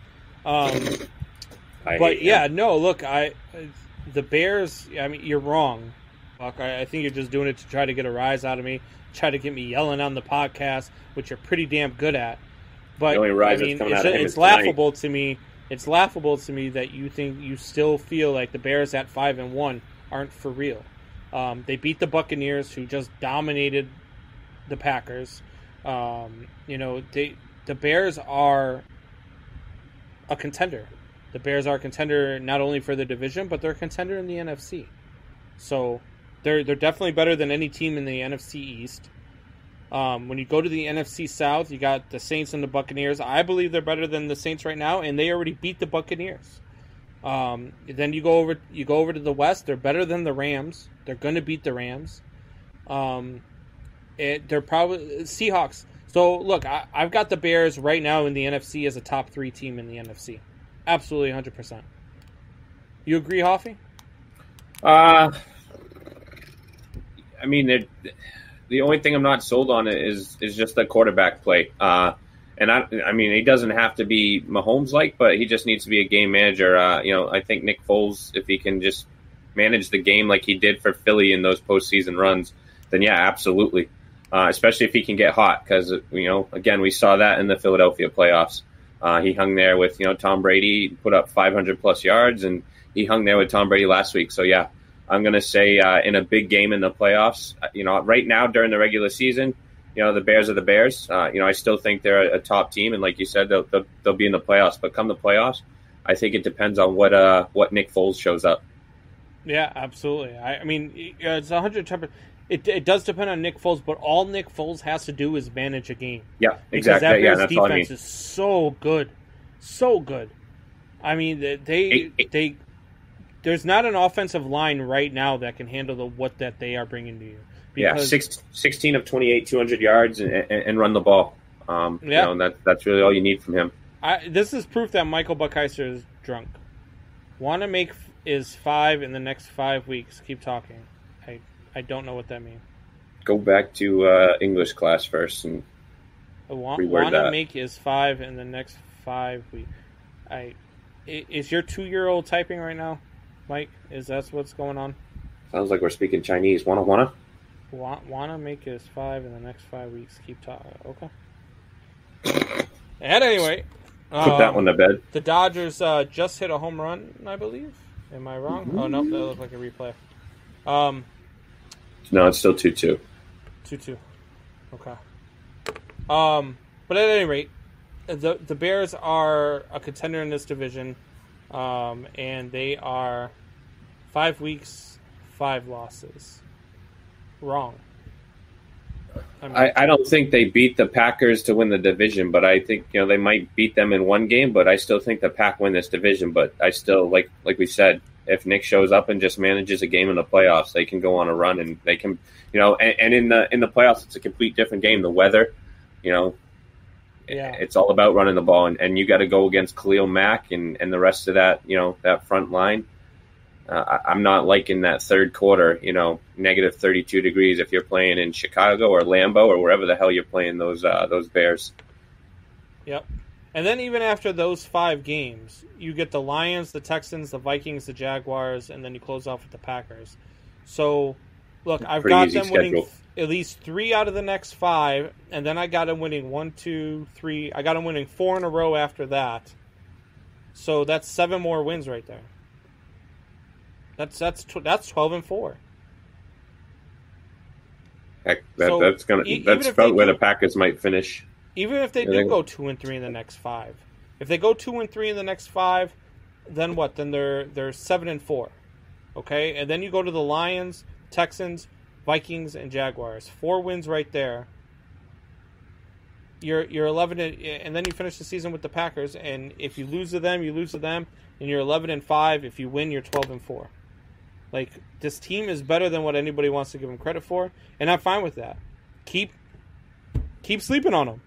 Haters gonna hate. I mean, yeah, I'd like for people to keep sleeping on them because I don't want anybody to start picking them. Because you got some haterade in that playing cup, with a chip on their shoulder, and they're going to continue to play with a chip on their shoulder, and let them sneak up on everybody. I don't care. That's what happened with Tennessee last year. Everybody kept sleeping on them. Ryan Tannehill's not that good. They can't do this. They can't run the ball. Derrick Henry is only good here and there. If you can stop Derrick Henry, you can stop the Titans. And they were a game away, and they had the lead in the AFC They should have won that Championship game. They managed the game correctly. I mean, keep sleeping on them, Mike. I mean, I wish you would, because at the end of the year, I'm going to laugh at you. Even if they the Lions are 6-10 and the Bears are 11-5. What's that? Even if they lose in like the first or second round of the playoffs? Yeah, because this is a win-win for the Bears. The Bears have nothing to lose. The Bears came in with a dog quarterback. They have a really good defense, but a dog quarterback. And they let the dog quarterback start the year. He gets pulled. Nick Foles gets put in. Nobody expects anything from Nick Foles. Right now, anything... I expect them to at least be in the... If they don't make the playoffs, I think it's a down season. Do they go with a quarterback with their first pick next year, regardless? I would. I mean, if Kellen Mond is there, I can't remember if they have a first round pick this year or not. I think they still have the Khalil Mack trade going against them, so I don't believe they have a first round pick. But if like a Kellen Mond or a Kyle Trask is there in the second round, you absolutely go and get them. Or even the third round. If you don't have a second round pick either. I just remember they traded a ton of picks for Khalil Mack to Oakland. Much closer to full stock in 21. So I think this will be the year that you get your first round pick, is this year, the 21 draft. Yeah. So Mike is out of it. Bears sweep the Vikings and the Packers and split with the Lions. Ooh. Look, but he just said they were losing their next 5. The Packers play in the next 5. Are you drunk? Are you out of your mind? Drunk, stoned, all How the are they above. going to lose 5 of the next 5 and still sweep the Packers? This guy. Get me going. Are you going on with him tonight, or when's the next time you get... So we do Mike and Mike After Dark. We do that Monday through Thursday. So you are going to want to tune in tomorrow because I am going to go off on Michael Buckheister tomorrow. I don't watch your words there, buddy. Go off on. Probably shouldn't be talking about going off on other men, especially not on air. I said go off, not get off. And if I went off on him, he'd love every second of it. As would you. Hey, keep it in the redheaded family, right? All right. So we're just going to have some boobs, though. We will be back here. Give us 30 seconds. Quick break, and we will be right back. I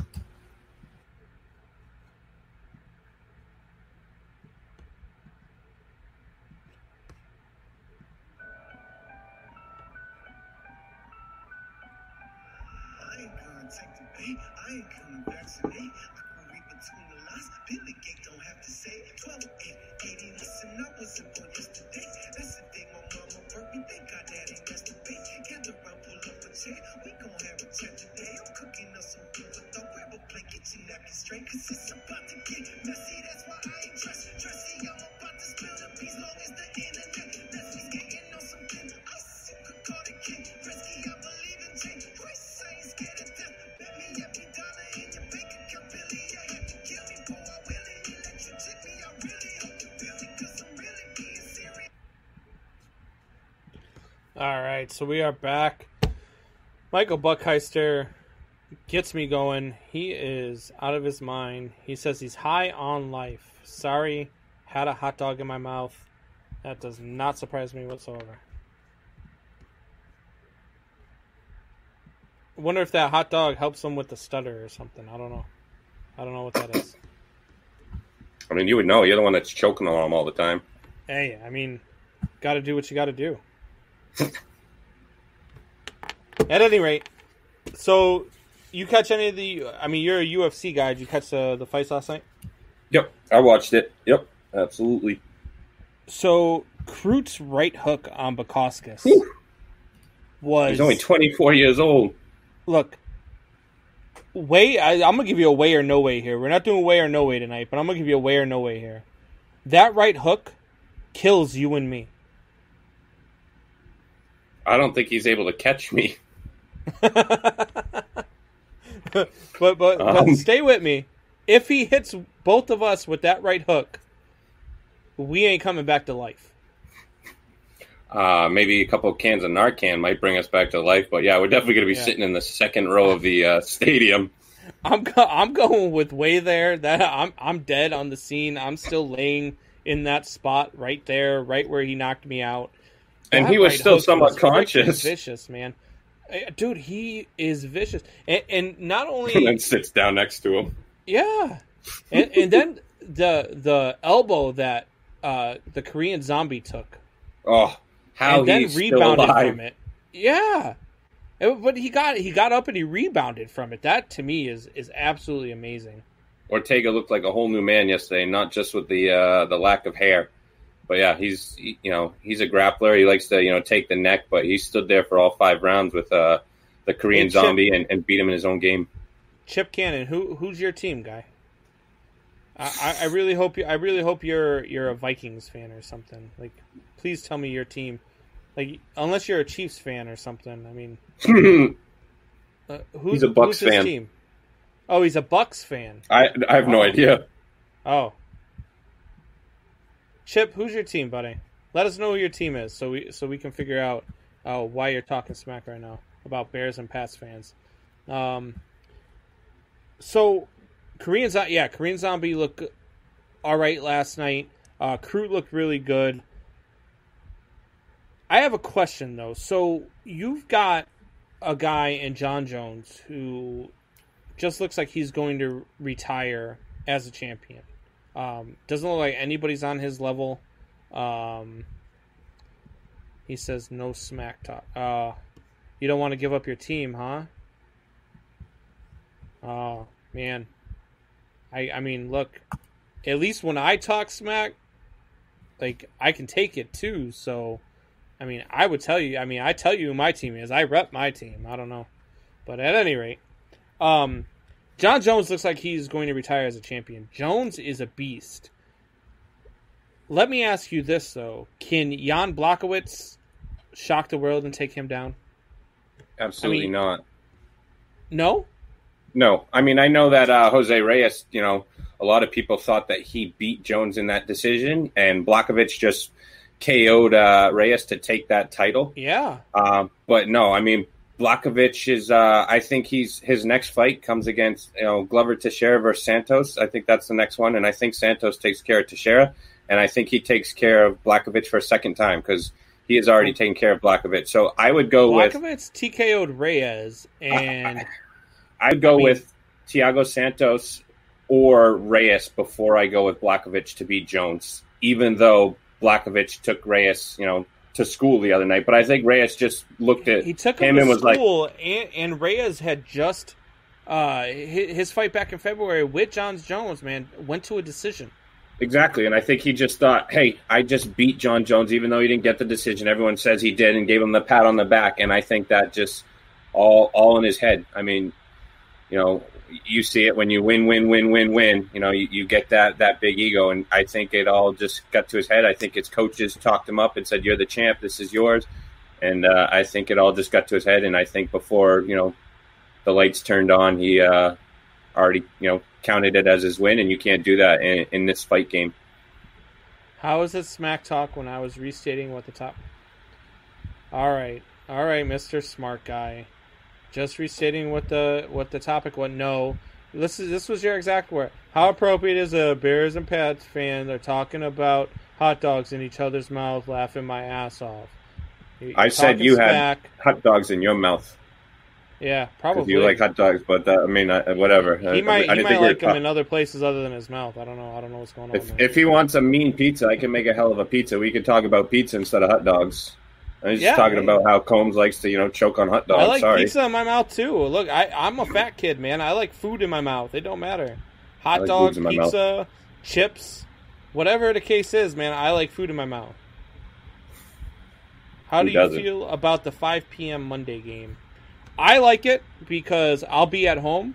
But my co-host here, Hoffy, who lives out in California, that's a 2 o'clock start time for him. I love it. I'm just going to sit in my office and put it on the computer, answer phone calls, and say, sorry, I got to transfer you up to my associate. Give me a minute, and then I'll get right back to my chips, soda, and some dip. Yeah. Hey, look, I don't mind. I'm excited for it. I like the two. I'd rather have the 5 p.m. Monday game and then a 7 p.m. Monday game and have the Monday doubleheader than to ever have another Thursday night game.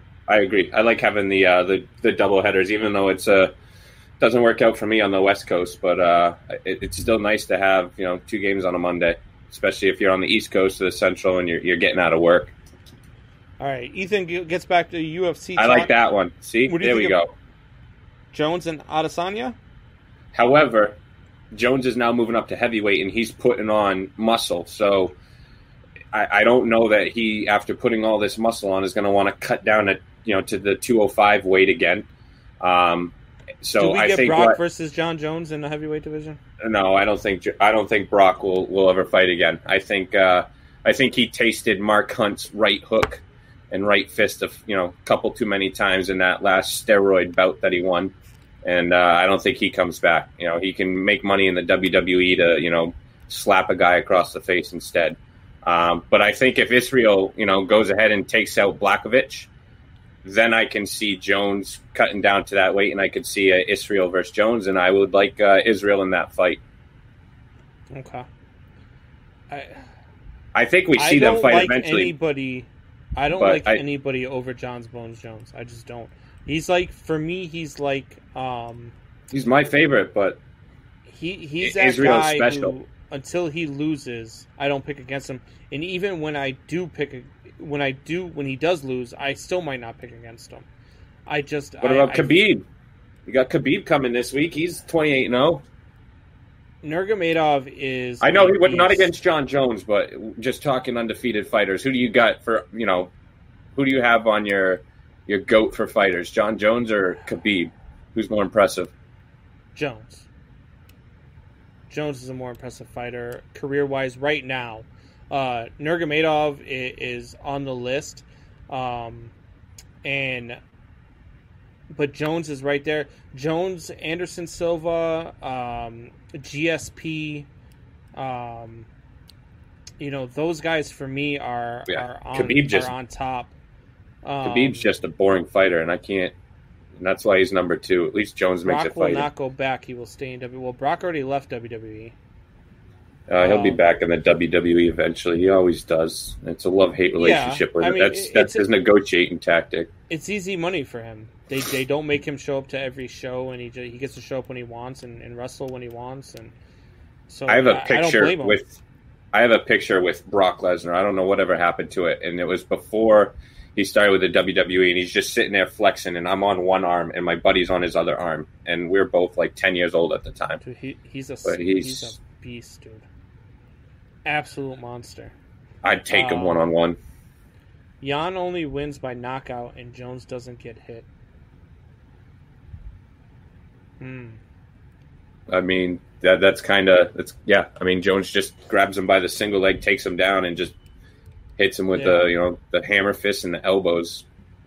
And that's why I don't give him a chance, is because Jones's defense is just too good. So unless you're a point fighter like Jones, aka Reyes, Israel Adesanya, who's both, he can knock you out, but he chips away at the body, the legs, etc. So I think you have to be a point fighter and not someone that just goes out there with the guerrilla attitude. And Paulo Costa, if you put those two bodies together and you've never seen either of those two fight, there is no way in hell anyone would ever say Israel is gonna even stand a chance. And then they go into that fight, and Paul, he's dry humping him at the end of the fight. I mean, yeah. Do you think Jones is the GOAT? Says Ethan Bender. Yes, until Israel. I don't know if Jones is the GOAT. Silva was an absolute beast. He was dominant back in the day. Anderson Silva was 12 years he held on to that title. But he should have walked away. He's lost his should have walked away, but still, I mean, he has hung on. A lot of fighters hang on. That's what they do. I mean, you look back in the day, you look at guys like... I'm afraid to see his next fight against Uriah Hall, I think, is who he fights next. Yeah, and you look at some of these fighters who just hang on for way too long. It's happened. I mean, GSP's talking about coming back. I don't want to see GSP come back. I want to see him come back against Khabib. Just one fight against Khabib. That's what I want to see. At his age, you really want to see him go? He's like 30, 35. He's not that old. Khabib will murder GSP right now, and I don't want to see that. I don't want to see that. So. I think the GSP fight that I could take do him. want to see Khabib go up against again is Conor McGregor. I would like to see McGregor get another shot at him. And Who I was doesn't, listening but- to Stephen A. earlier this week when they were talking some UFC, and Shut Stephen A. up. tells Conor Oh. McGregor if he wants another shot at Nurmagomedov, he needs to shut up. And look, I know Stephen A. is a big guy on ESPN, and everybody loves him, and he's one of the greatest in the business. But he can't be going and telling guys like Conor McGregor to just shut up. Conor McGregor would destroy that man. But that being said, I'm not so sure he's wrong. Conor McGregor does what Conor McGregor wants. Conor McGregor will never shut up. But I don't think Khabib Nurmagomedov will ever give him a chance to... He won't give him the spotlight. Well, yeah, because, I mean, Nurmagomedov can't... He hates Conor McGregor. Yeah, he's With a passion. big family religious guy, and Conor McGregor went there and then some. Yeah. But yeah, they offered them both to coach on The Ultimate Fighter. And Khabib had an interview and said he wouldn't do it for $5 billion because he refuses to give him the publicity. So yeah.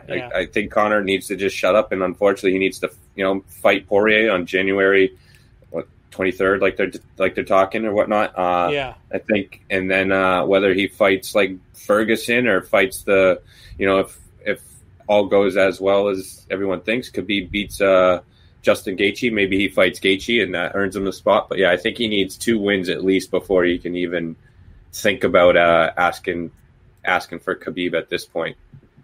Tim Leonard says, I'm Professor Leonard. Good evening, gentlemen. One of you are a gentleman. I can't believe he's talking to you like that, Hoffy. He doesn't know me any better. I wish Rampage Jackson lasted longer. He's still in the fucking game. It's called Bellator, where all the fucking schmucks go, like Cyborg, because they don't want to fight the real fucking fighters. See, did Cyborg go there because she doesn't want to fight, or did Cyborg go there because Dana White didn't want her because of the video that leaked out? Dana, I mean, that fight needed to be made. It was made. She came out swinging like a wild hog, similar to the Costa thing, and Amanda Nunes came out precise, Israel Adesanya like. And so, yeah, I think, they need to go back and redo that fight. I do give her a chance if she goes in there with a game plan, but she did not go in there with a game plan. And then Dana White came out and said he offered that fight again, and she didn't want it.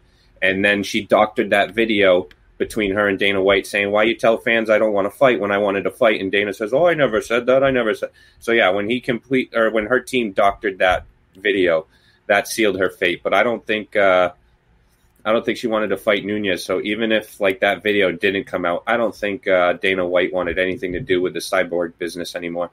Yeah.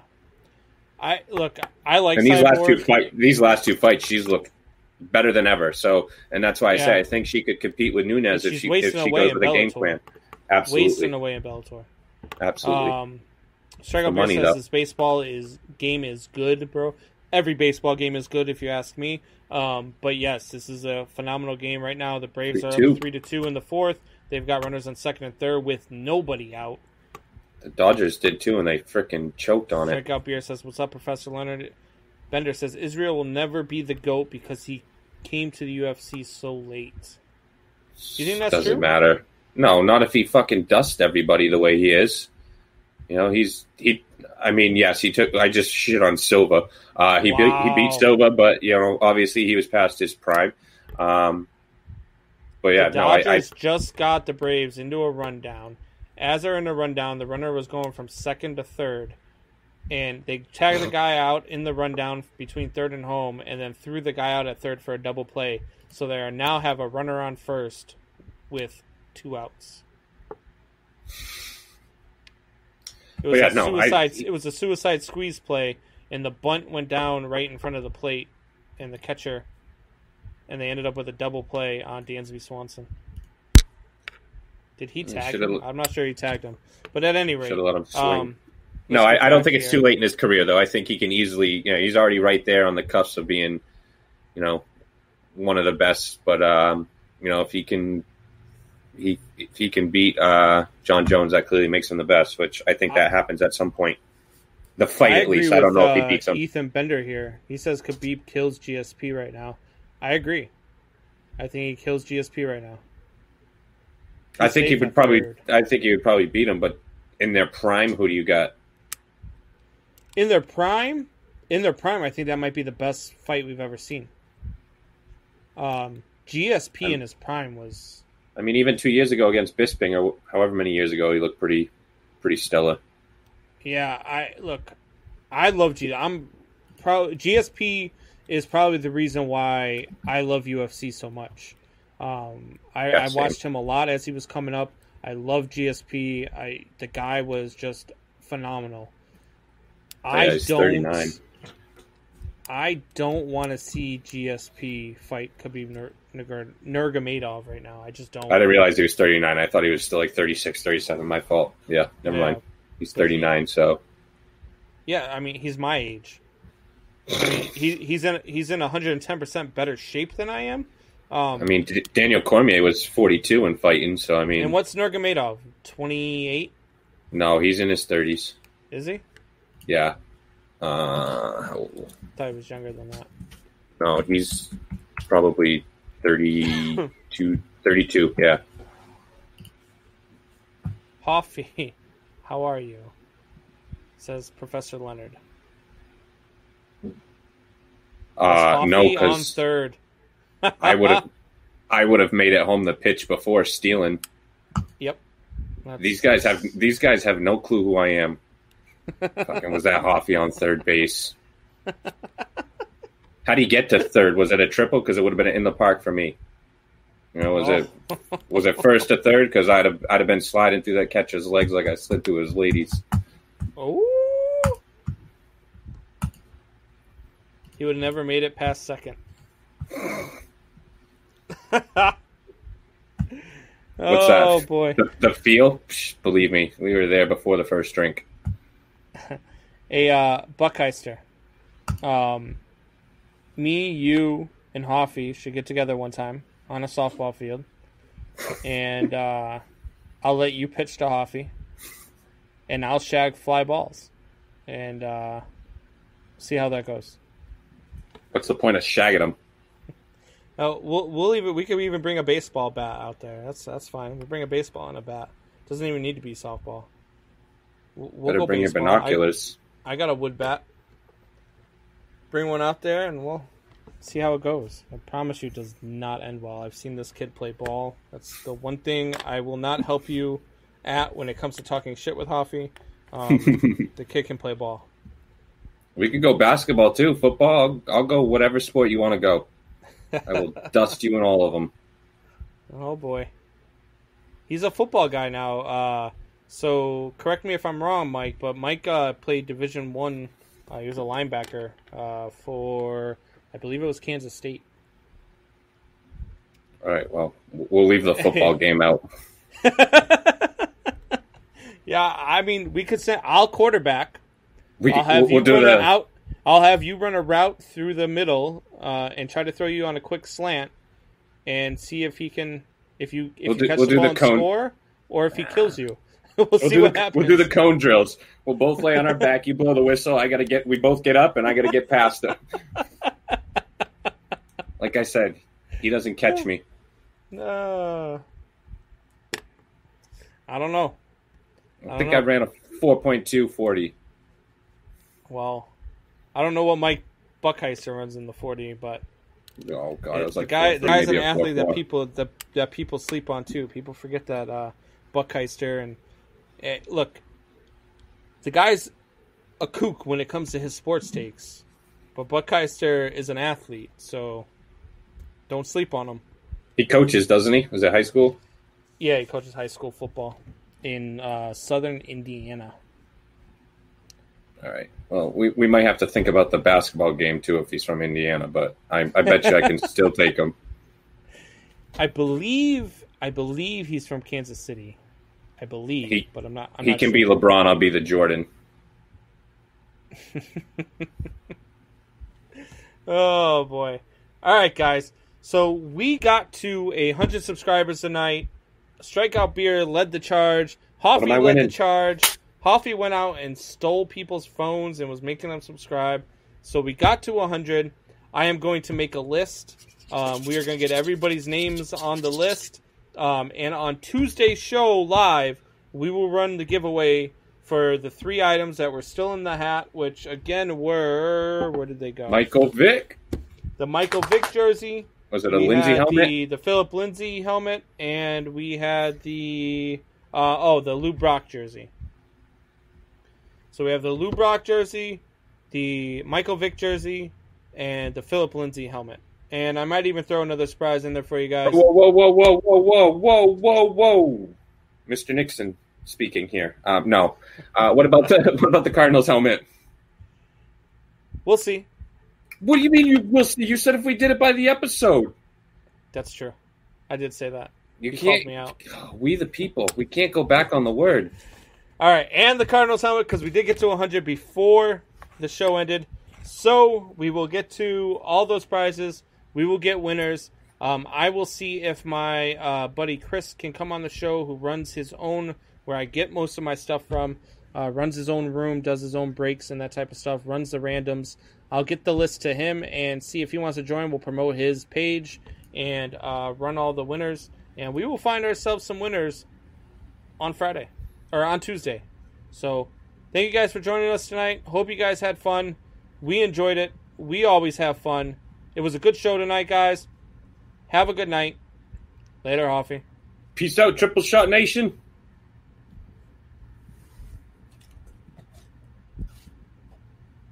I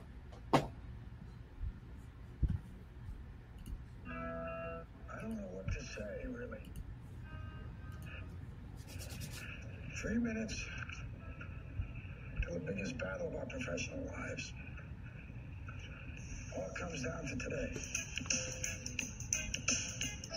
This game is a part of our past, Ray. It reminds us of all that once was good, and it could be again. Oh, people will come, Ray. People will most definitely come. Great moments are born from great opportunity. And that's what you have here. That's what you earned here tonight.